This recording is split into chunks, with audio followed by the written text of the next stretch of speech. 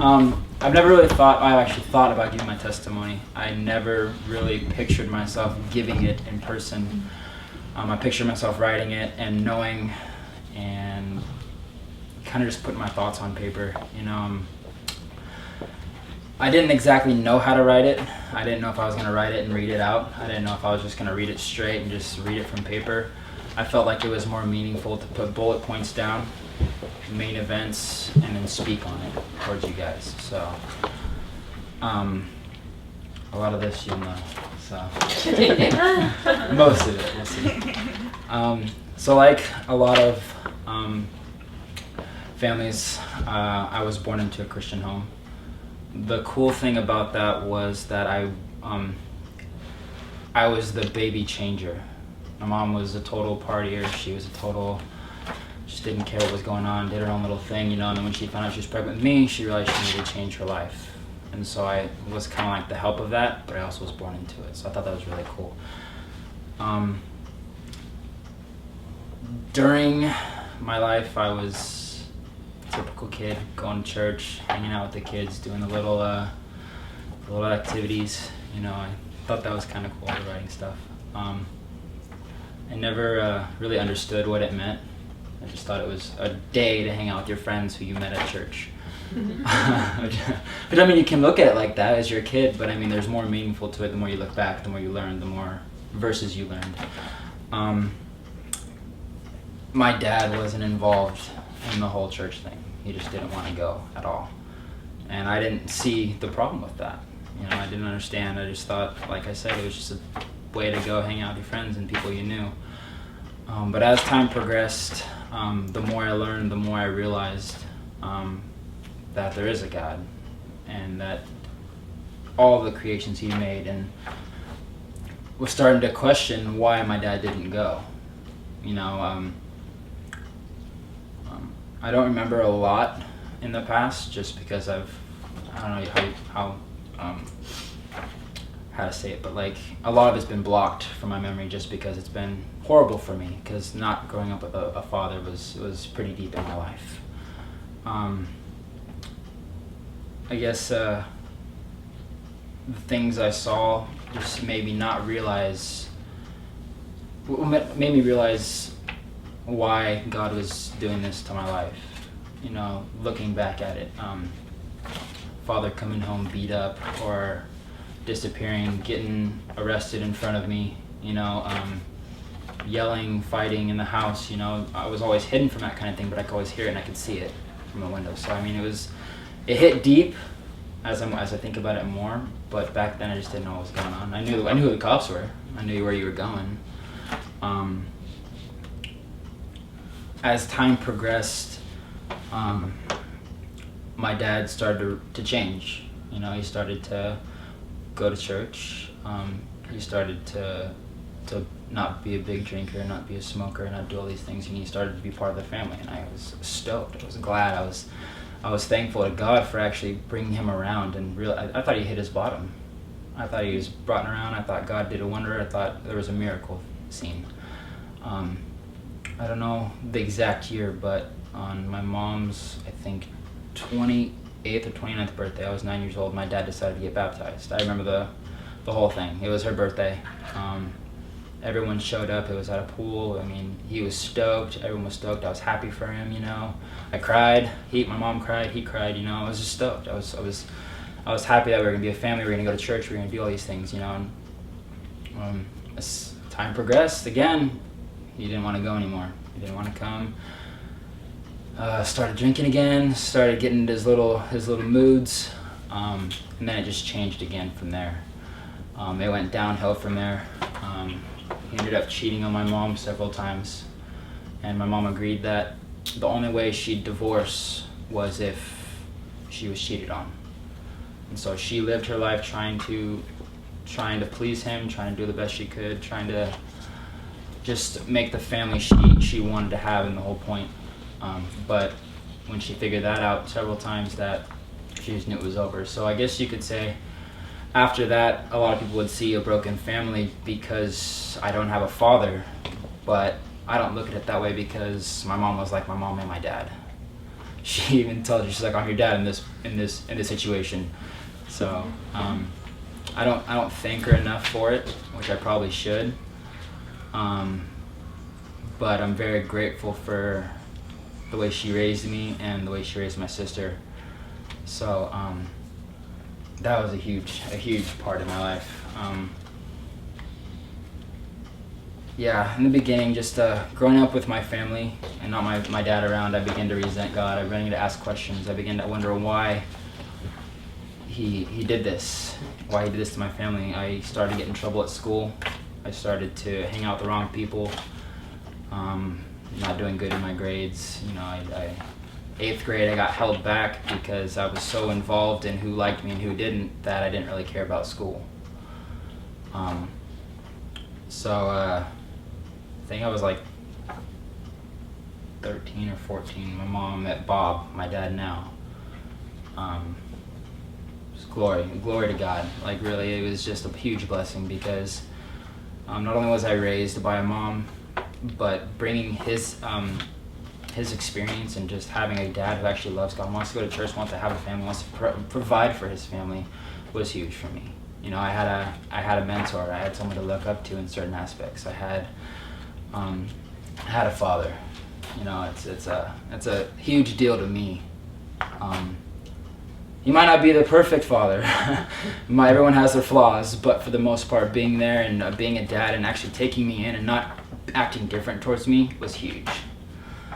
At that point, my life switched. I began to realize that I'm taking our family away from that situation of my previous dad to the point that I am at now was just a blessing. Like, he had a plan. He knew he was taking us away from that. He knew that he was taking us away from a horrible life for my mom to something brand new. And that was awesome. It was just awesome. After that, started going to new school, started going to new church of Rancho Bernardo. I still remember the first day I went there. It was so awkward and nerve-wracking, just because we showed up early just to meet people, you know, and to be the new guy going into church, into a youth group, into like that church, and just, hey, this is my son, he's new here, and then everyone looks, you're just like, it's me. For the longest time, I didn't really know anybody. For like 2 years straight, I just went to church just to go, just not just to go, but just to be there with my family and to be involved. But I really didn't get out there and to talk to anybody, you know. And I kind of didn't like the church in that aspect because I felt like if you're a church, people should talk to you, you know. And like I don't know, I just kind of looked at it that way. And I started going to the home groups with Nate, which was the youth pastor for the junior high, or high school, right? Yeah, for the high school. And that's when I started to meet new people. That's when I started making friends. That's when I started looking forward to going to see people, to actually be involved in the church and not just sitting there in a corner by yourself and kind of just out of the loop. After that, after a while of getting into that, I realized that Chris and Christy were doing leaders. They were having leaders. They were having people my age mentor the junior high, you know, and I had thought about it for a while. I just couldn't picture myself in the beginning being in that situation, telling people about something I really didn't know much about at the time. I just knew the basics. It was a new thing for me, and I looked forward to it when it happened. You know, after that, I just enjoyed it. I enjoyed being a part of a group of something so pure. You know, not just a group at school just because they were friends, you know. I enjoyed being something pure, something nice, something that people talked about when it came to Jesus and God, you know. It was a whole different aspect, and I really enjoyed that. Tell you, meeting Chris and Christy brought the man that I think God planned for me out. You know, I do give my mom full credit for the man she raised, for the man she's bringing out of me, but I guess they pushed it. They're awesome.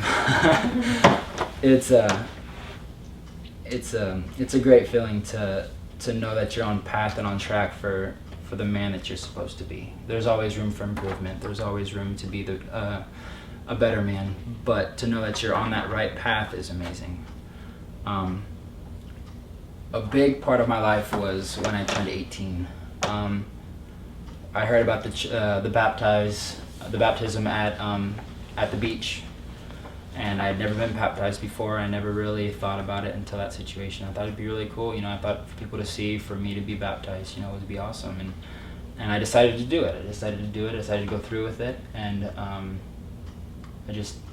I didn't know the full meaning of it. I just knew being baptized meant you were cleansed, you were in God's grace, you were part of a church when it came to that kind of baptism thing. 5 days after my 18th birthday, my mom and dad sent me to Tennessee for like 8 days. It was a good, awesome birthday present. My dad now, okay, so time out. The dad I mean now is the dad I have now, not my previous dad. He's my real dad, so just so everyone knows. So you don't get mixed up and wonder whose dad I'm talking about. But he has a lot of family out there. His dad, his mom, his aunt, a lot of family. So to go up there is awesome. And then again, when they took me in, was a great feeling as well. To know that I have some family out there, family around, and they're also a really great Christian family. So I spent the last few days with my papa and my grandma, and they are amazing people. The love they have for God, the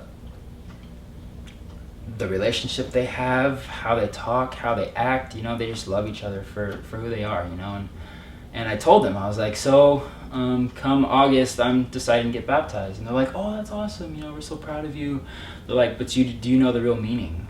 And so I wasn't sure, so they were like, have you given your heart to God? And I was like, yeah, I serve, I do all this stuff, I go to church. They're like, no, have you had an intimate relationship with him? Have you talked to him? Have you basically apologized for all your sins and given it up to him? And I was like, I never thought of praying to be like that, and so let alone, we had a Bible study with them. Awesome Bible study, I'm not one to cry. I'm pretty stubborn when it comes to the whole cry thing, but I bawled my eyes out with them, like hardcore. Especially when I was praying and apologizing and just telling him how thankful I was. It was huge. So that night I gave my life to Christ. I gave in front of my papa and my grandma. So that was huge for me. And then come August 16th, 2008, I got baptized at the beach with Steve, Nate, Chris. Do you still have that picture I gave you? Mm-hmm. Yeah. It was awesome. I didn't want one person to baptize me. I wanted Chris and Nate. And so that was perfect. So as I began to lead and as I began to grow within the church, I'm not going to lie, but a huge part of the way I went to church was because I enjoyed being with them. I enjoyed leading and I enjoyed being a part of something. I believe that if you're at a church, it not to be cliquey. People should know who you are. People should greet you and be like, hey Jake, how you doing? How's your week been? To be involved, to let the pastor, the pastor doesn't have to know everybody's name, but at least recognize you. Be like, hey, I'm glad you're here. I haven't seen you in a while, or something like that, When they left, my life crashed. Leading wasn't the same. Nate was awesome, don't get me wrong, but then he ended up leaving as well. So what I involved my life into kind of just broke apart. And I didn't know where to go from there. I ended up going to church and leading. I enjoyed it, but it wasn't the same. I didn't get the full benefit from it like I did when I had it previously. And then after that, I started again just to go just because. I knew people. I basically went just to see the people I knew who I hadn't seen because they go to different schools. And I totally regret doing that because it was wrong. It was the wrong thing to do. I got involved in their cliquey movement. I got involved in just going to see people. I got involved in just hang out, not actually read and understand what the word was saying.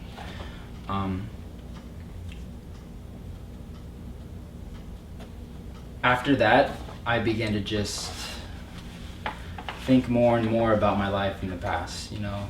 Started to question why my previous dad didn't want to be in my life, why he didn't want to be with me, why he didn't want me, why he didn't want to be involved. I didn't start resenting my now dad, I guess you could say, but I just started questioning, just like in the past. Why these things? Why wouldn't he come to my football games? Why didn't he want to be a part of my birthdays? Why didn't he call me? Why didn't he do certain things? And it crushed me. I just decided to start hating him, and the hate grew and grew and grew to the point where I just didn't want to talk to him anymore. To the point where I just didn't want him to even try and call me, because the same thing would happen over and over again. He'd call, he'd say, "I'm sorry, I love you," things like that, and then I wouldn't hear from him for another 5 months, and I'd just get a random message on the phone saying he missed me, and I'm not down for that. I'm not down for someone who just wants to be in my life one day at a time, one day here, one day there. If you want to be in my life, if you want to know who I am, come to things, I'm not saying you have to come talk to me. I'm just saying try. Be involved. Just if I see you once a week, that's good enough for me. If I talk to you once a week, at least let me know how you're doing.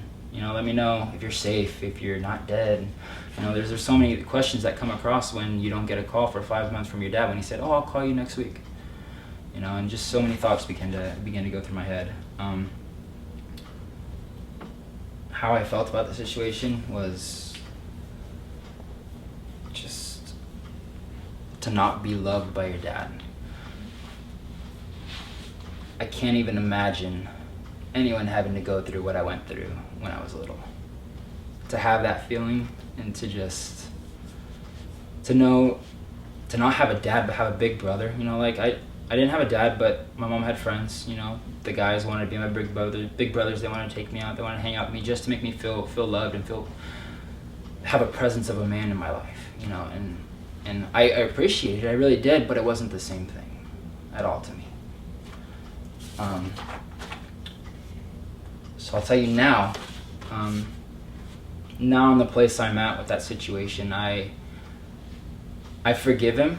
I forgive him for what he's done. That's the right thing to do. That's the more I read in the Bible, the more I realize forgiveness is the right thing to do. Jesus forgave, God forgave, things like that. And I've forgiven him.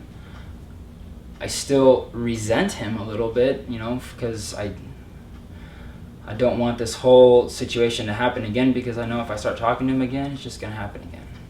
And it's not something I want. I've forgiven him. I haven't had a chance to talk to him yet for Lord knows how long. But I'm not going to force myself to talk to him. If he wants to talk to me, he can talk to me, and I will talk to him on the phone. And I'll let him know everything, which will be very hard, very hard. I'll just let him know my situation where he's at. And God knows I'm going to pray to him too about that beforehand. You can just imagine it now. "Hi, can I call you back in 5? I'm going to pray." I don't know what I'm going to do. I have no idea what I'm going to do. In that situation, I started, when I started asking those questions about myself, I started getting into the partying situation. I started getting into hanging out with friends at night, drinking, just hanging out, not really doing my thing, which I kind of fell off my path. And in my way, and what I like to think of it as like snowboarding, even though I cut through paths and I go to different levels, I think of it as a path that just keeps going, as a path that you don't even know where it's going to lead to. There's a bunch of trees, you're going, for all you know, you could hit a tree. There's no other path you're going to jump to. So that's kind of where I was going. I just went off, and I didn't know where I was going. I was letting my life fade away, and I was just falling away fast, super fast. I was going to church just because, and I started working, and I started fallen into that little clicky mode again. You know, and it's not that I said, God, I don't believe in you. It was literally just, I'm not talking to you. I'm not having those intimate talks I used to have. I'm not having those Bible studies in the morning. I'm not having those loving, peaceful moments where you get to view his beauty but also talk to him and realize what he's talking to you about. I began to blame work for not going to church on Sundays. People was like, oh, you go to church? Yeah, but work, I can't go. You know, I just started blaming it. Just, oh, I can't go to work. I mean, I can't go to, I wish it was like that. I can't go to work. I can't go to church because I have to go to work. And when I knew, in fact, that there was a 9 o'clock service, I knew there was a 11 o'clock service, I just didn't feel the need to get up at 8 o'clock and go to church at 9 and then run right to work. So I began to blame my work for that. Yeah, I kind of still do. Back leaving early. I hate to leave church, by the way. So that began, and then today now, I was looking for a church. We moved up to Escondido. You know, my mom had her church, my dad had his church. You know, they kind of split up, and not split up their relationship, but I mean split when it go to dad liked Horizon, mom liked Emmanuel Faith. They didn't go to church together. So I was like, okay, I'm gonna find my own church. You know, and then again, I jumped to Chris and Christy because I enjoyed leading. They found Cloud Break, and I enjoyed it. I was trying to involve myself in the situation of leading again because I wanted to get to that man that I was before. Started going there, and then fell apart again. I started having to work, started not going to church again. Then again, I had asked, I'd made it a priority. I went up to my manager and I was like, hey, I have church on Sundays. I can't do 10:30. I have to go to church. I can come after, but I can't do this. And he goes, okay, yeah, we'll work with it, you know, work with the schedule. And for the longest time, the schedule was working out perfectly until all of a sudden, switching schedules, you know, they started scheduling me again, just totally forgot about it. I brought it up and they're just like, well, I need you to work Sundays. I need you 8 hours, blah, blah, blah, blah. And I was like, so religion doesn't mean anything to Costco? Is that true?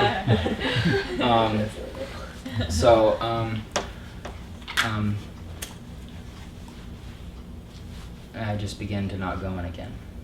Just because I had to do those 8 hours and I had to work and I was tired, I guess you could say. But I got not low in my lifestyle, but low in who I was personally, because I didn't have that in my life. You know, I had a rotation. I would get up, go to work, come home, go to school, do this, do that, and there was no God praying talk involved. And the more I realized, the farther I was falling, the more I realized I wanted to be that person again. I wanted to get back into the motion of what I was doing daily and talking to him and it changes your day. It changes the way you act. It changes the way you look at work. God knows that I do not like to work, but church changes that aspect of it. It creates my day, and I go to work knowing what I talked about at church, knowing I had that church experience, knowing that I'm at work now and I'm all cheerful, and it goes by, and then I come here, so it's like double for me. I started talking to Chris again. Chris is in my life a lot, just so you know. Chris and Christy and their family, they're like my other family. Started talking to Chris again, wanting to get involved, wanting to really get involved, and not in a situation where I can lead for a little bit and then kind of float away. You know, I'm actually looking to stay, so get used to it. Started talking to him again. I was looking for a church. I really didn't enjoy going to Church of RB. The pastor's great. He's a great speaker. it's just big. There's so many people. You know, they don't know who you are. They don't know you. You go into church with your family. You leave with your family. You don't sit and talk. You know, for me at church, I like to talk to people. I like to talk to the pastor. I like to involve myself. Know that I am a part of what's happening during Sundays. Let alone youth group, let alone going to home groups, you know, things like that. I enjoy that part, and I feel like it's just extra to me, you know, and it makes my whole day, my whole church life a lot better. You know, if I don't have that, I feel like it's just a normal thing going to Sunday. Yes, I'll listen to the word nowadays, and I'll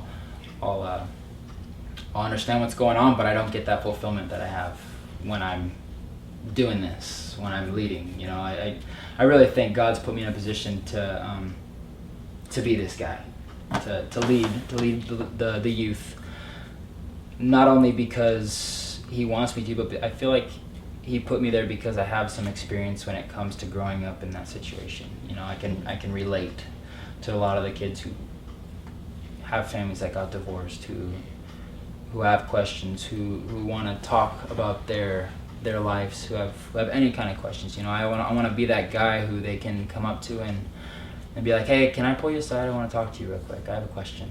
You know, that's heartwarming to me.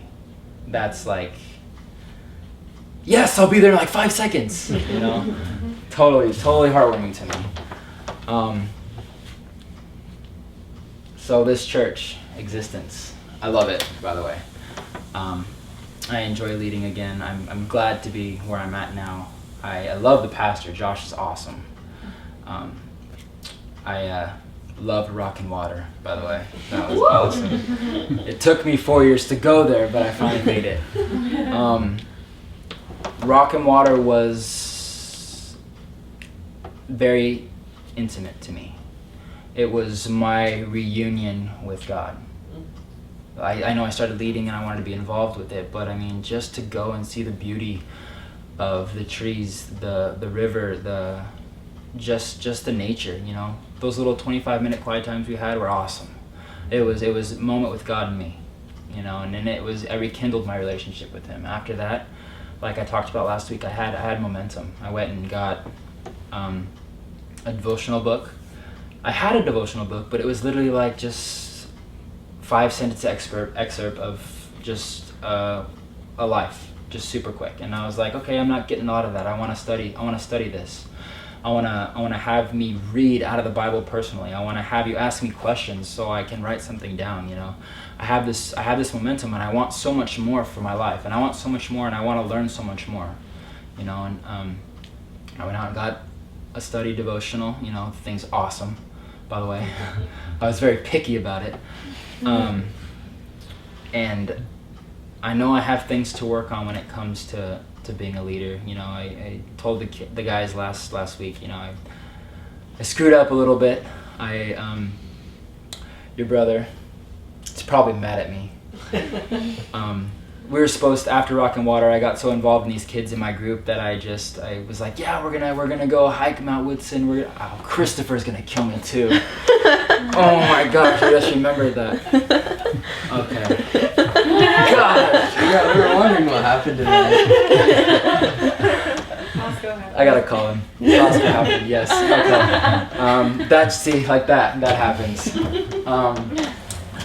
I told him I was gonna take him hiking. We were gonna go see where he worked at Chick-fil-A. We're gonna get this purple people pleaser, like Travis like to calls it, you know, and I just kind of, it's not that I didn't call them on it, is that I spaced. I got involved in my life, and I got involved in work, and I got involved in doing so much stuff that it just kind of slipped through my head, and that's the biggest thing I feel like I need to work on when it comes to being a youth leader, to following what I'm gonna say.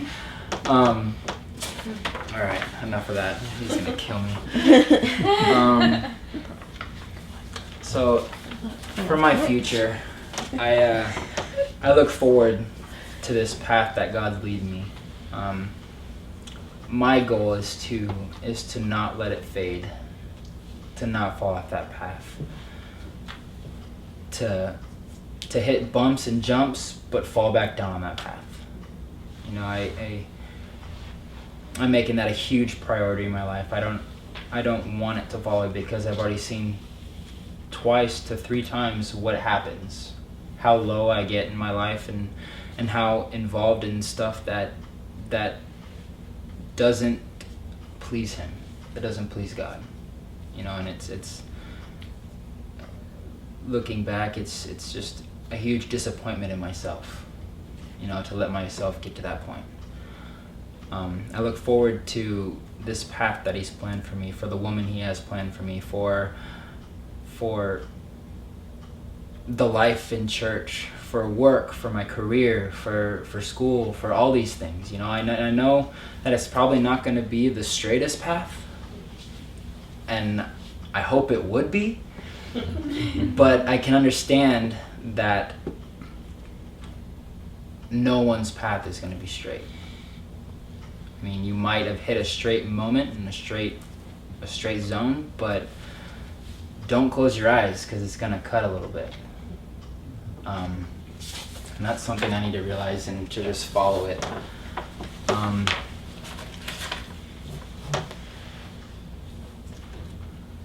I'm in a position right now to follow him, and I don't want to lose it, even at my lowest points, even if I'm low in a day, even if nothing goes my way, even if I pray and I don't get what I want, there's a reason. And I need to realize that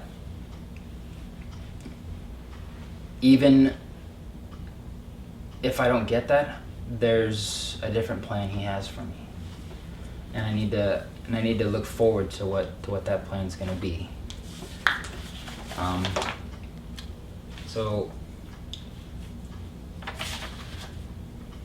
what I have for you guys is something I wrote. It says, don't let your low points bring you down. I learned the hard way. Let it take control, and I was led down the wrong path. Realize that God will lead you out. You just have to listen. And my problem was listening. I just didn't realize, and just kind of kept going with the flow. When I knew for a fact I was listening, I could hear him, but I wasn't listening to what was going on. And there were so many involvements of me being pulled out that I didn't follow it. I didn't listen to it. So that's just my challenge to you guys. Don't let your low points get you down. Listen, and I know for a fact you will jump out of it and you'll get to those points. That's me.